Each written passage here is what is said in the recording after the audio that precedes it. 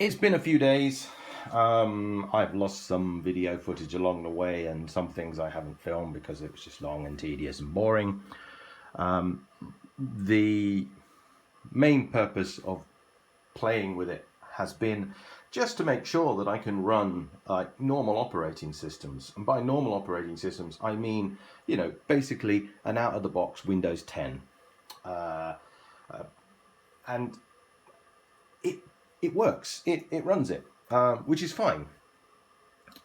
Because the plan is to turn this into a video editing system. Maybe a little bit of gaming, mostly for video editing. I've ordered a few things, still a few tests to actually get done. One is to get the second CPU. It's on order along with its heatsink, and see how that affects the operating system. See if I can actually utilize the 6 cores in this and the 6 cores in CPU 1 to get 12 cores. Once I'm sure that works, at that point I will invest in some RAM. I've also ordered a new riser card so that I can modify the riser card to accept a 16X card, because at the moment I can only get 8X cards in there because of the slot, and there are a few ways to go about it. There is apparently a card made specifically for this server that does that actually has a 16X card in it, but I can't find it anywhere. I got its part number, I've searched high and low, can't find it. So I have been doing a little bit of reading into how CPUs or GPUs actually work, so that you can actually get performance out of the GPU even if you haven't plugged it in to a 16X slot. Turns out when you're running 2 graphics cards at the same time in the same system, often they both default back to 8X, and there seems to be a sort of a theory that, or a general consensus, I suppose, that you can get away with 8X. So it's really a physical slot limitation that seems to be causing me the problem. Yeah, I'm going to have some performance issues, but it's still going to be better than nothing, because the onboard graphics card in this is just awful thing. Also, it'd be nice to have 2 monitors running off of it for video editing, and you need the GPU for video editing. So there's all sorts of reasons why there has to be a graphics card in here. And it might be nice to do a bit of gaming as well. So potentially, I think it's 256 or 288 gigs of RAM can run in this thing. I don't think I'm ever going to get that far down the road, but that would be nice as well. But what is really annoying me about the system, yeah, it's a bit of a faff to set things up initially, like to mess about with the RAID system and set the RAID up was a bit of a faff. But again, once you know how to do it, it's easy, and you don't do it every day. But these bloody fans are incredibly industrial and loud. They make far too much noise. I mean, if you listen, what you can actually hear running in the background is actually the noise of the dual power supplies effectively running the IMM. So the IMM is the integrated management module that sits underneath. It's the computer that runs the computer. It's what runs everything on the board, and makes everything work. So it looks after the fan controls, it looks after when cards come in and out, it fires the status lights and things. But the problem is that I can't get into that. I can't tell it, turn down the fans, don't rotate them at full speed. There seems to be no control over that. And you say to yourself, oh, they can't be that loud. Well, yes, they can. Let me just turn it on and just check that they're all running. Yeah, they are. This is the noise the fans make when the IMM is running and the server is set to, and I quote, acoustic mode, which I can only imagine is the quietest mode. And when I've been sitting here setting things up and playing with things and just getting myself familiar with it, I've had a headache from listening to this.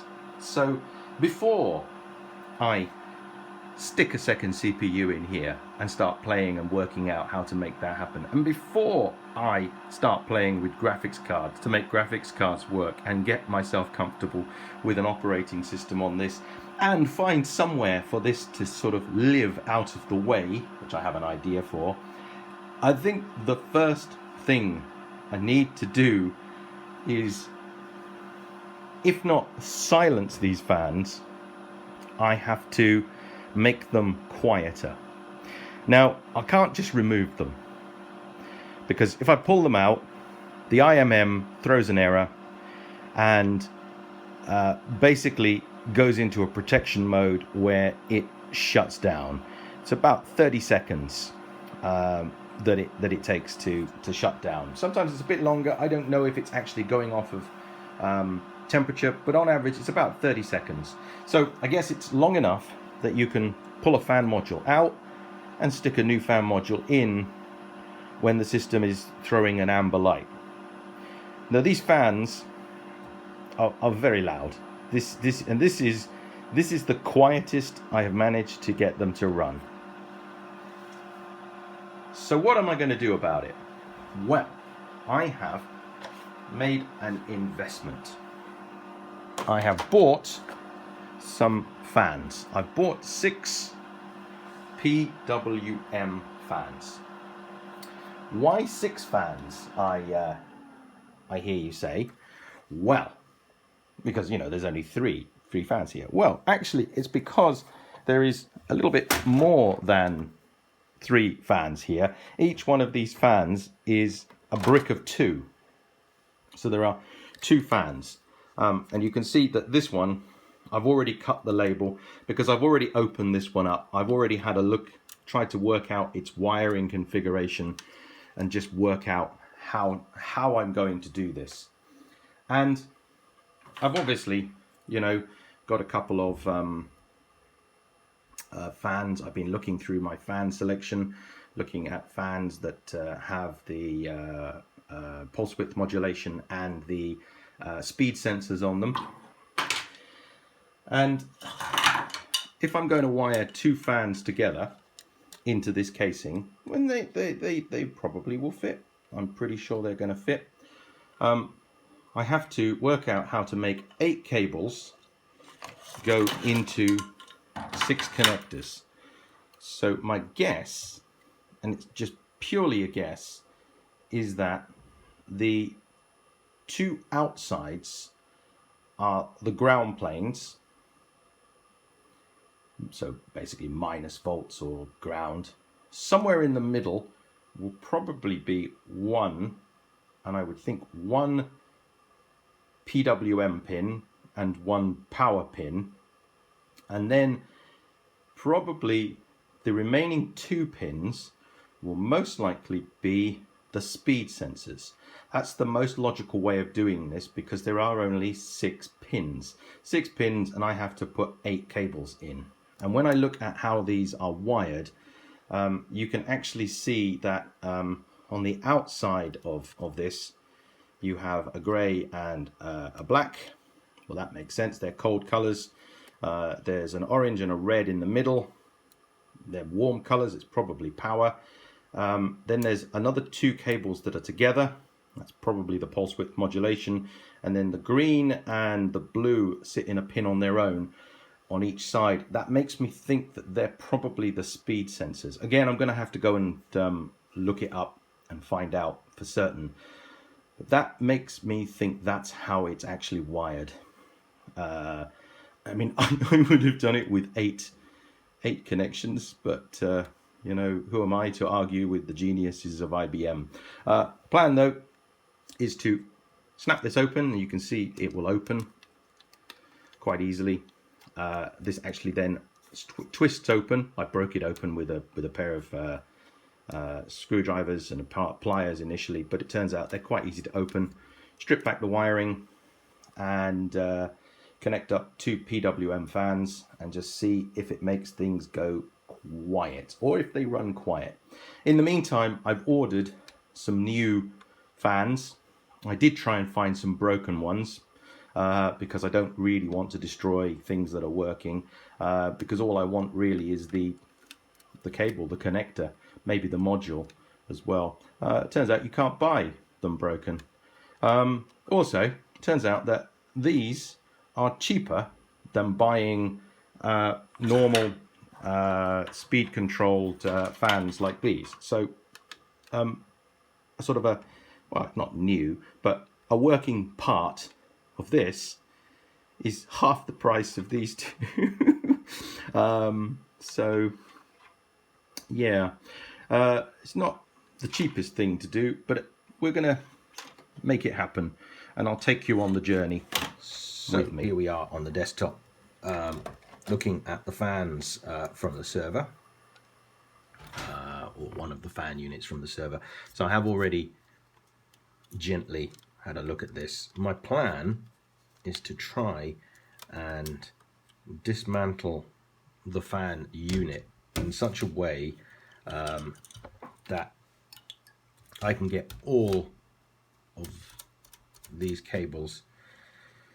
I was thinking that I could use these connectors, but I've only just noticed, I did wonder why this one was here. This one is obviously for hooking up to a 3-pin board, and this one is hooking up to a 4-pin board. I don't quite understand. I must read the instructions. Or maybe this is daisy chaining fans so that one controls the speed, which actually, ooh, that would make sense, wouldn't it? So how the pin out for these works is whichever one is pin 1, which is that one, pin 1 is usually ground, pin 2 is live, yes, and pin 3 is the tacho speed, or the tachometer, the speed pin, and so the last pin is the pulse width modulation. So that would make sense with that. Yes, that would make sense. So that's identified the pins. I was looking at these. I know from this one, from testing, that the ground wire is here. This one is the hot wire. This one is the PWM signal, the pulse width modulation signal, and this one is the speed sensor. So, annoyingly though, these cables are black, which is a bit frustrating. But if we can, because once we've cut them, we have to keep them together. So what is the best way of doing this? Well, the ground wire is marked by the look of it. Yeah, that's got a white trace on it, and they stay together. So, I mean, we shouldn't assume anything, but more than likely they are wired the same as this, which is the standard. So the next thing is to open this thing up.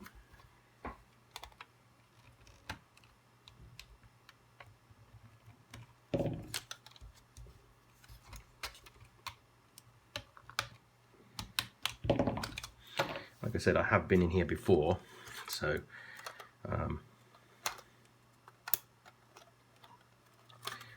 that's the bit that I need. I will need this cradle. I don't know about the back yet. And the plan is that these fans push air the wrong way round as far as I can tell, but they push air that way. So the idea will be to mount these in here like this. I will probably be cutting this bit off of the fan once I've got it working, because I don't want to modify the plastic. And then this second fan for now will then go in here like that, and then hopefully the back, like I said, will go on. There are some rubber bungees, maybe some screws to fit it in, and all I have to do is recover the actual cables from this one. Eventually I think one fan will go there and the other fan will go somewhere down the board, maybe on top of another component. But these, like I said, I have pulled these to pieces, and then I discovered that actually you can just twist them apart. The next thing will be to take off the circlips from here, to pull out the axle, and then hopefully knock out the motherboard or the main board. Now look at that, they're different fans. That one has, and this one doesn't. But yeah, the idea is to knock out the motherboard, the actual board, and desolder the cables, or at least have a go before I start cutting cables. The idea is that then these are useful spare parts that I can go back to if I needed them, because I don't necessarily want this to be irreversible in case it goes horribly wrong.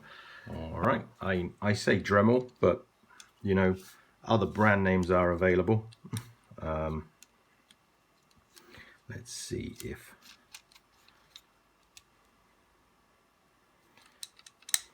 this is enough. Safety glasses. I mean, I should put them on the right.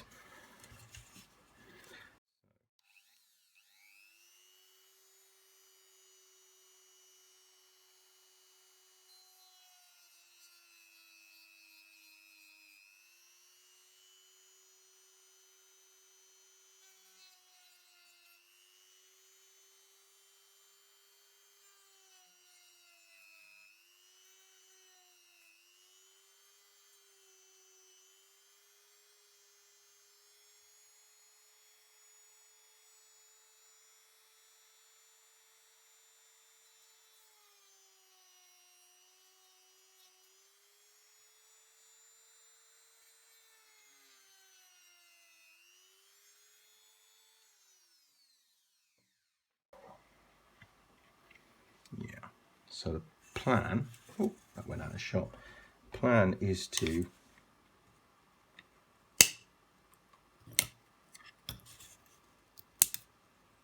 gain access. All right, so that's how we're going to do it going forward. We're going to just Dremel our way in. I think that's the easiest way, because then the fans are reversible. We can reverse engineer the fans.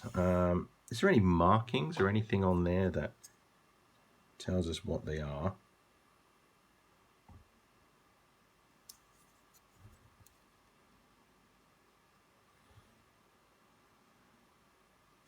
We can probably go a little bit further over. Excuse the noise.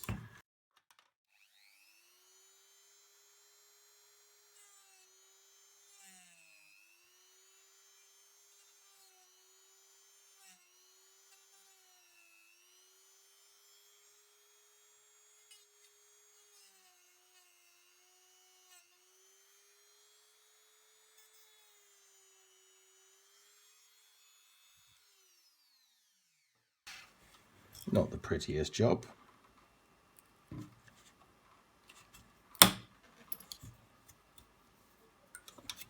But that gives us full access, doesn't it?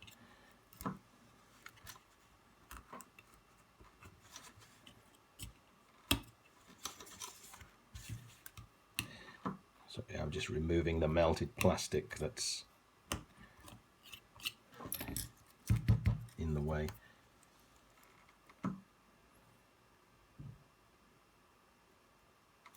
Yeah, I would suggest that that is a cold connector and that is a hot connector. Let's have a look through a magnifying glass just so we can actually see which is which. Don't know if you will be able to see this or not, but yeah, ground. So the black one, it says ground, and the red one seems to say, let me see if I can find it for you, VIN. The white one says pulse width modulation. Okay, so I think we found our pinouts anyway for this particular fan.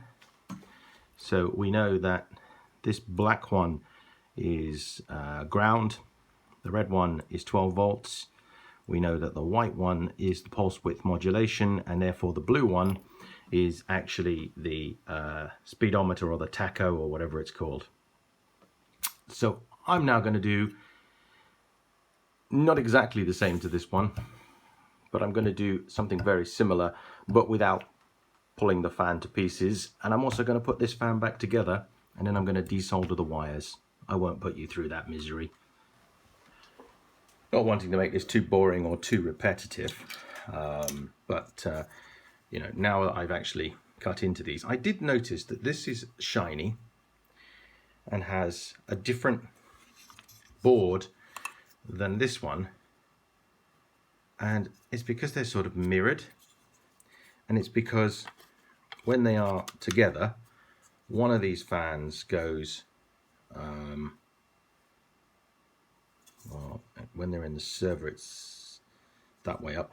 One of these fans is pushing forward and the other is pushing backwards, so this one is pushing air that way and this one is pulling air that way, because I always think of that as the front of the fan, but I might be wrong. It doesn't really matter with these ones as long as they line up. But the next thing with these is, because I don't want to have to cut off these nice little bits here, which I could do. I mean, that would be the simplest thing, to just Dremel them off. What I will do is I will Dremel off this bit in here on these two. Once I work out the alignment, that one's quite close to the power though, isn't it? Ah, well, but we will Dremel off the corners so that these will fit in here. Or is it better to take them off? Let's take them off. Things we ponder. Anyway, I just thought that would be interesting that they are different. Those fans, even though they're the same manufacturer, they are different. This has got a very square, and this is very round, and this is shiny, and this isn't. And the actual boards are different when you get inside. The connections are in the same places because it's standard. And if I could have bought this bit, I would have done. You know, if I could have just bought this bit and this bit, I would have been very, very happy. Which is the reason why I've been quite careful, so that I can put these fans back together, just in case there's ever a need. Because sometimes you need fans, and you know, okay, so these are, I can't put them back together now. You know, these are fairly industrial and very loud, but you know, and very heavy actually. And the thing is, I know, like I said, I don't want to repeat myself too much, but I'm documenting this just as much for me as for anyone else who might be contemplating a server, because I haven't actually seen anyone do a video of how to make a server quiet. This might not work, but at least at the end of the video, if it doesn't work, you will know not to do what I'm doing. Right, let's do some wiring and some cutting and see where we go from there. Well, that took a lot of concentration, and hopefully I've got it right. A lot of looking back at notes and thinking about it and sort of writing things down, but hopefully everything on this one is the front fan, or the fan that will become the front fan, and the fan is going to blow its air that way. The thought is that everything on this fan are on these cables, and that should be positive, that should be negative. That's what it was listed as before. That one should be the PWM, and that one should be the tachometer, the speed, or whatever the hell it's called. So now I'm gonna put these fans loosely in the server and see which way round they blow. So let's go and start the server with the fans in. Well, this is an original, and this is the one I've made. So yeah, a little bit wire hanging off the top, but that's, I want to keep that long because I don't know if I want to leave the fans in this caddy yet, so I'm going to do that with all of them.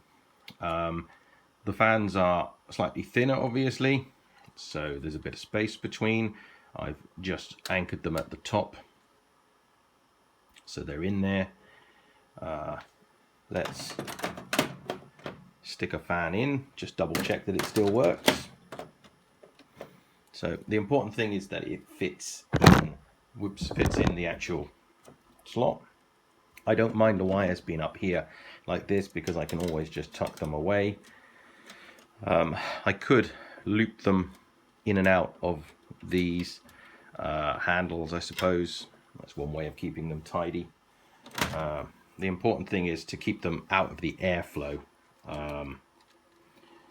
because the last thing you really want is the fan rattling. Can I get them under there? Can I get them under there? I'm a horrible cameraman at the moment. No, I'm not going to do that. I'm going to leave them because I just want them to be clear of the airflow. So last thing to do, drop it in, make sure it's in position, put them off to one side. Let's start the fan up and see what happens. Oh, hang on. Like, why have I got a warning light on the actual thing? It's because the riser card's not in.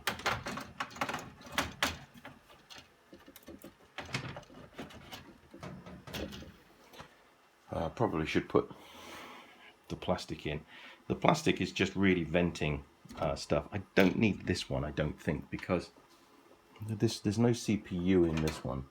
So why don't we take this one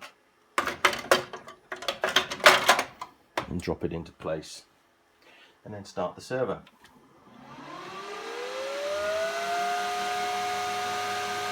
So the server's having a panic attack right now because bits and pieces have been removed and fans have been put in different places. So it's forcing a check on these fans.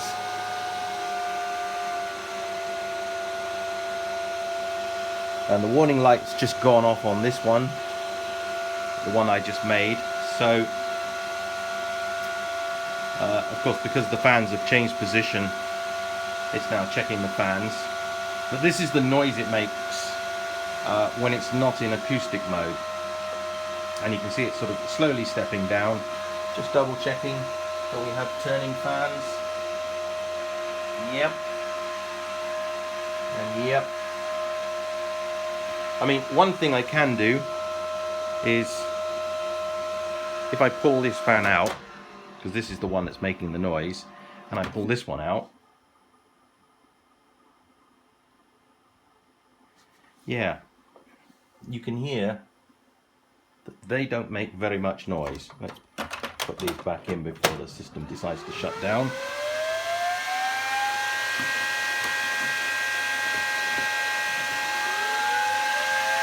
So I've changed those fans around, and that's why they're running like that.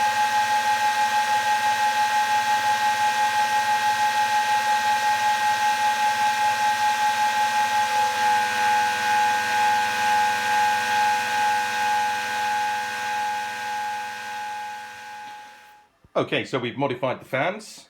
It was a little bit more of a concentration than anything else, and trying to work around a camera is quite difficult. So this was the first one I did, and I anchored the fan into the chassis using screws. I had to drill holes in the front and the back, because originally the fan that's sitting on top of what I think is the IMM heatsink is over there, which is why I've left the wires long.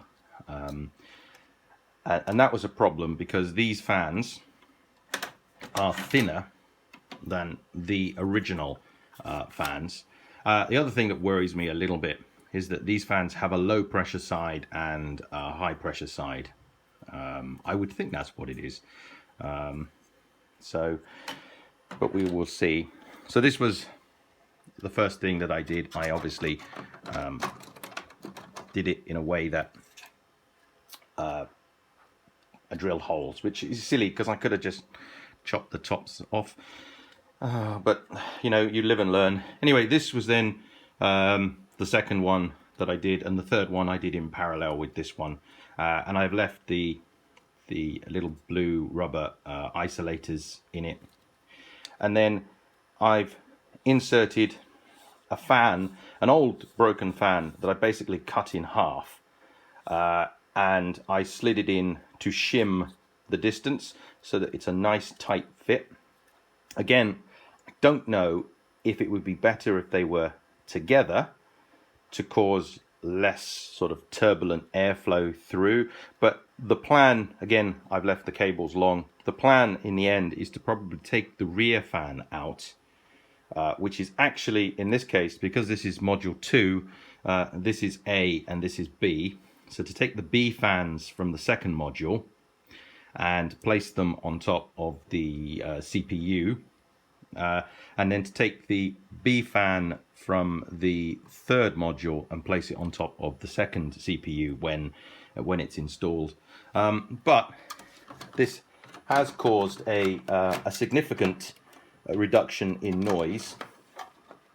Like I said, I'm the only thing, a little bit of a sort of a cable-y thing, but they are out of the way for now, and I will eventually make them the right length once I'm happy. And the noise you can currently hear, or maybe not, are the two fans that are spinning in the power supply units. And so what has happened now is that when I turn the system on, and this fan shows you that it's running, is that it makes no noise at all, or there's no additional noise. I've checked the IMM, and the IMM can read the fans. It's calculating how fast the fans are turning, and in fact the fans just turned up. I just heard them increase their speed. So it's running really quietly. I mean, this is quiet enough to have in an office now. I think going forward, the only other thing I will do with the fans, like I said, apart from maybe repositioning them, perhaps that will mean adapting heat sinks slightly. I think if there's a graphics card in this slot, this piece of metal might have to be cut off. But again, when I got the riser card, it was just as easy to get a spare piece of metal, because I didn't know if I was going to have to cut stuff. So maybe I will cut the spare one here and then bend it in such a way that I can mount a fan in there, so that will pull air through. it's a case of living with it for a few days and just seeing what actually the new airflow does, because I don't think the airflow is as strong, but I also don't think that it has compromised anything too much. But only time will tell. So that's the fans done. The next thing will be hopefully adding a second CPU in and seeing how that changes things. And then at the same time, I will also be working on sticking a graphics card in. Thank you for joining me on the journey of converting a server to a daily computer. I hope it's not being too boring, and I hope if someone else is doing this, that this has been useful. I will obviously let you know how things have gone. Okay, so this is just a quick update about the server fans. In fact, you can actually hear the server in the background if you listen carefully. Yeah, what you're mostly hearing though is the power supply fans, but after changing the fans from OEM fans to newer, quieter fans, oh, it's so nice not having to sit and listen to 6 fans whirring and humming harmonically in amongst each other and just giving me a headache. It was really awful. I've got one problem, and that problem is one fan. And I know it's one fan because I have moved the fan around. So what you see here is the error log. And you can see that fan 2A is reporting that it is running slow, basically. It's crossed the slow threshold. Now, when I pulled that bank out and swapped it into position 3, suddenly fan 3A started throwing the same error, whereas fan 2A didn't. And it throws it such a regular, it's such a regular occurrence in the log. It's about every 18 minutes or so that it's doing it. That makes me think that it is the fan itself. What I think is happening is that fan 2A has either been damaged by my modification, so I did actually modify the plastic, perhaps I tweaked the case, so maybe the fan is slightly out of true, or maybe I've squeezed it slightly when I've mounted it, or maybe I damaged a bearing, I don't know, or maybe the fan was damaged from the factory. Maybe it isn't within its minimum tolerance, because these fans that I put in here, as far as I understood, they are supposed to have a slow spin of 300 RPM and a maximum spin of 2000 RPM. This server throws an error when the fan spins less than 290 RPM. And not only did I change the fan set into different banks, I also changed the tachometer wires, the speedometer wires over. So I crossed them over, and once I changed fan A and B's speed sensor over, suddenly the server kept reporting that it was 2B that was throwing the error. So I put them back. You can actually see it takes less than 10 seconds for the server to fix the problem. In fact, the last refresh of this log, you can see occurred at 9:18 and 42 seconds. The fan was reported low, and 4 seconds later, at 9:18 and 46 seconds, the fan has spun up. What the server seems to do is about every 18 minutes or so, it just spins the fans up. Just a second, just to check. So it must be some kind of diagnostic check that it's actually performing to make sure the fans are working. I'm not going to worry about it. You know, I will have a quick look next time I open up the casing and I'm reorganizing fans. But for now, I'm going to call it a win. But I just wanted to show you that not everything will go smoothly. And also, you do these modifications at your own risk, and I understand sort of what I'm doing, and I know this is a bit of a risk because I'm changing the airflow characteristics of a server, and somebody a lot more cleverer than me has designed those airflow characteristics.